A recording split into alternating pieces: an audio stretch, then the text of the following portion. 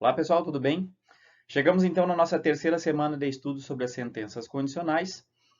Nas semanas anteriores, nas aulas anteriores, eu apresentei para vocês o tema geral, e depois os condicionais 1 e 2, e agora nós vamos encerrar então com essa aula, essa temática tratando do condicional 3. Eu vou explicar para vocês rapidamente, assim como nas aulas anteriores do 2 e do 1, como é o uso e qual uso e forma. A ideia desse vídeo é também apresentar para vocês em que situações eu uso o condicional 3 e a forma é a gramática, como é que essas sentenças são construídas, tá? Então vamos lá. Começar falando um pouquinho do uso, então. O condicional 3 ele vai se referir a uma condição hipotética impossível e seu resultado provável no passado. Por que essa condição hipotética é impossível? Justamente porque eu estou falando pela primeira vez, diferentemente do condicional 1 e do condicional 2, que falavam de situações presentes, agora nós vamos falar de situações no passado. E por isso que ele é impossível, porque não existe a possibilidade de eu voltar no tempo e refazer ou desfazer as coisas. Aconteceu uma determinada situação no passado, mas que poderia ter sido diferente. Nunca mais vai ser, porque eu não tenho essa possibilidade de retorno no tempo. Tá? Então é só por isso que apareceu pela primeira vez a palavra aqui, impossível. Né? O condicional 2 também, ele dava uma impossibilidade, mas era se eu ganhasse. Aqui, se eu tivesse ganhado. Vocês vão perceber nos exemplos essa situação aí. A principal característica do condicional 3 é essa aqui, ó, é a condição temporal dele.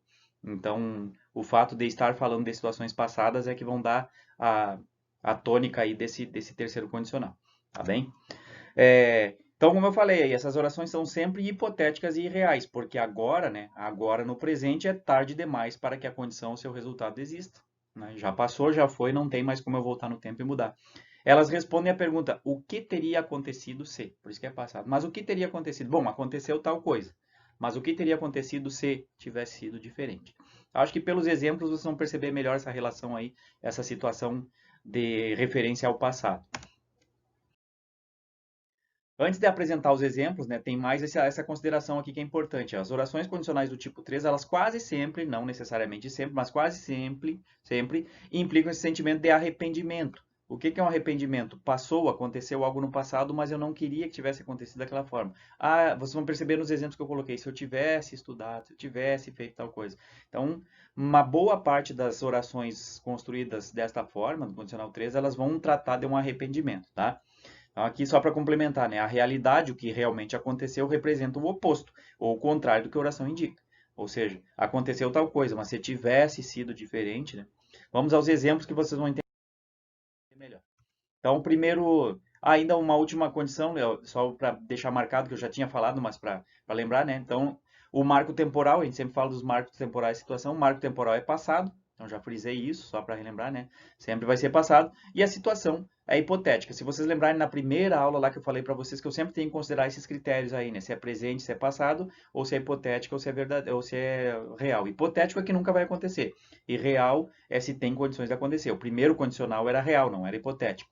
Era presente, ó, só para relembrar, o primeiro condicional era a situação presente real, o segundo era a situação presente hipotética e agora o terceiro é a situação passada hipotética. Para fazer a comparação desses três, eu recomendo vocês assistirem a primeira videoaula que eu falo geral de todos eles, então lá tem esse panorama aí, se vocês quiserem fazer essa comparação. Vamos aos exemplos então, tá?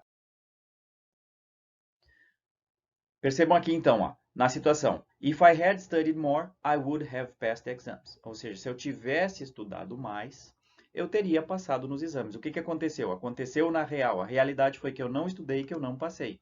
Né? Então a condição aqui, ó, estudar mais. Se eu tivesse estudado mais, é uma condição impossível de acontecer porque já passou. É se eu tivesse. O que que aconteceu realmente? Eu não estudei. Isso é a realidade. Então aqui, mas se eu tivesse estudado, por isso que a condição é impossível de mudar hoje, né? Condição impossível é uma situação hipotética, se, sempre que tem o se vai ser hipótese, e a situação é passada. E aí a consequência, né, passar nos exames. Se eu tivesse estudado mais, eu teria passado nos exames, ou seja, seria o resultado provável, né? Se eu tivesse estudado, provavelmente eu teria passado. Mas a situação é hipotética, a situação é passada. Então, acho que com essa tela vocês têm bem essa comparação aqui, né, de condição, consequência e disso que eu falei para vocês. E percebam o tom de lamento, né, de arrependimento. Significa, na real, que eu não estudei, eu não passei e eu estou lamentando hoje por não ter estudado, não ter passado. Ou seja, se eu tivesse estudado, eu teria passado, não estaria hoje em tal situação, tá? Forma, então. Agora vamos falar um pouquinho da gramática. O que tem de diferente na construção dessas sentenças comparando com as que já passaram, condicional 1, condicional 2. Então, nas sentenças condicionais do tipo 3, o tempo verbal da oração subordinada, lembrem sempre, a oração que contém o if, ela é muito importante, é sempre ela que vai, de certa forma, nos dar o indicativo de qual dos três condicionais eu estou falando. Então, o tempo verbal da oração que contém o if vai ser o past perfect, tá? Nós não chegamos a estudar esse tempo verbal, nós estudamos o present perfect. Mas é bem fácil de entender, o past é porque vai ser o passado do verbo auxiliar ter, que é o had, que é o tinha, e um particípio. Esse nome particípio aqui vocês já estão acostumados. Para quem tem dificuldade em guardar esses nomes, present perfect, past perfect, particípio, etc., pensem em português como vocês elaborariam essa sentença. Esse had aqui, o past perfect, é da ideia do tivesse. Pensem no lamento, se eu tivesse estudado, se eu não tivesse feito, é o tivesse. Né? Se você tivesse feito, se você tivesse estudado, se você tivesse dormido mais cedo, se você tivesse, é o tivesse mais um ado ido. Tá? É por isso que é o had mais um particípio. Então, o had vai dar a ideia do tivesse e o particípio são os verbos em português que terminam em ado e ido, caminhado, corrido, cantado, etc. Tá? Então, fica esse lembrete, para quem tem dificuldade em dar nome aos bois, em dizer qual é o tempo verbal, pensem em português e pensem nesses verbos sendo traduzidos literalmente em português. É a mesma, nós temos essa, quando o conteúdo aqui é condicionais, na língua portuguesa eles funcionam da mesma maneira. Então, se vocês não souberem dar nome aos tempos verbais, mas conseguirem raciocinar na cabeça de vocês como ficaria a sentença formulada dessa forma, vocês vão chegar a uma resposta correta aí. Tá? Então, lembrem disso. A sentença subordinada do if vai ser sempre o past perfect, que é o tivesse feito alguma coisa. Tá? E aí o tempo verbal da oração que complementa, a oração principal, né, vai ser o condicional perfect conditional, que normalmente é o would have, mais um particípio. O que é o would have particípio? Esse would have vai ser a ideia do teria. Né? Vai sempre aparecer. Teria feito. Pensem, se eu tivesse estudado, teria passado. Tivesse, teria. Tivesse, teria. Então, vocês vão ter que lembrar aí do tivesse para a oração do if e do teria para a oração que complementa. Né? Então, o teria é would have. E o particípio, de novo, teria feito, teria ido, teria caminhado, teria corrido, teria cantado. Só que vocês lembram que eu já comentei em aulas anteriores também que o que tem mais engessado é a oração subordinada que contém o if. A que complementa ela é mais variável. Então, aqui nem sempre vocês vão ter só a formulação com would have. Vocês podem ter uma formação com o modal could, que é poderia. Né? Então, se eu tivesse estudado, eu poderia ter passado. Tá? Mas vai ver o could junto com o have. Poderia ter, em vez do teria. Né? Eu vou colocar uns exemplinhos para vocês com os dois, para ficar mais fácil de vocês entenderem. Vejamos os exemplos então. Primeiro com o would, né? If I had studied more, I would have passed exams. Ou seja, se eu tivesse estudado mais, é o past perfect with, né? I would have, perfect condition, I would have, eu teria passado. Então aqui vocês têm ó, o condicional perfeito, would have, mais um particípio, né? Passado. Estudado, passado. Então, se eu tivesse estudado mais, eu teria passado nos exames. Tá? De novo, eu lembro, se vocês tiverem dificuldade em guardar esses nomes, eu não vou pedir em nenhum momento que vocês me digam os termos gramaticais, não precisa se preocupar em decorar esses nomes. É interessante vocês conhecerem, mas vocês não precisam decorar. O que eu quero é que vocês consigam interpretar sentenças e raciocinar com o que está escrito ali. Por isso que é importante lembrar do tivesse, teria, não tivesse, não teria. Tá? Um outro exemplo com o could em vez do would ali no complemento, né? If I had studied more, I could have passed. Ou seja, se eu tivesse estudado mais, eu poderia ter passado nas provas, nos exames. Mesma coisa, vai ser o if mais o past perfect. E agora o modal could, em vez do condicional would ali, né? I could have. Então, se eu tivesse estudado, eu poderia ter passado, tá? Então, a forma gramática desse condicional terceiro condicional é essa que está apresentada nessa tela aí para vocês. O que mais que dá para falar a respeito da forma? Então, além das sentenças afirmativas, isso aconteceu no condicional 1 e no 2, também é possível elaborar sentenças negativas e interrogativas. O que eu preciso prestar atenção, então? É obedecer às regras gramaticais de cada situação dos tempos verbais que estão envolvidos, ali do past perfect, do condicional, do perfect conditional. Então, é só vocês atentarem para isso, o uso dos verbos auxiliares, o uso das posições na sentença. De novo, eu coloquei alguns exemplos aqui para vocês perceberem essas sentenças negativas, né? Sempre lembrando, o que vale é a ideia que eu quero expressar. Não precisa ser sempre afirmativa, ela pode ser negativa. Ó. Vamos ver um exemplo negativo.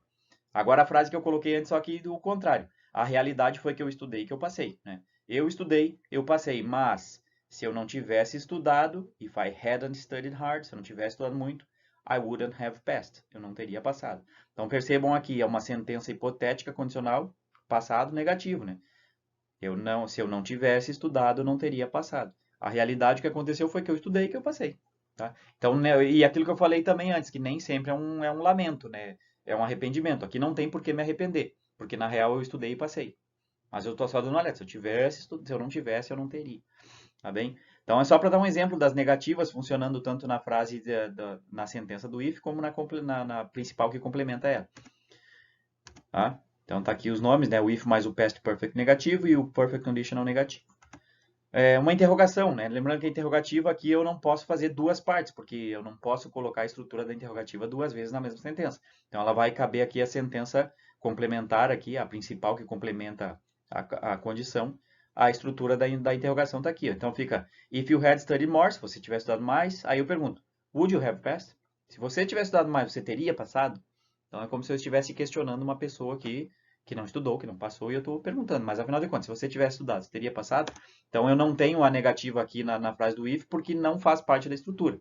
Por isso que vocês têm que atentar sempre para as regras gramaticais que estão em jogo. Eu, para formular uma pergunta aqui, eu preciso colocar a estrutura da pergunta na oração principal, e se vocês lembram aqui, o que determina que isso aqui é uma pergunta é o modal auxiliar would na frente do sujeito you, né? Would you? Assim como acontece dos auxiliares do you, did you, etc.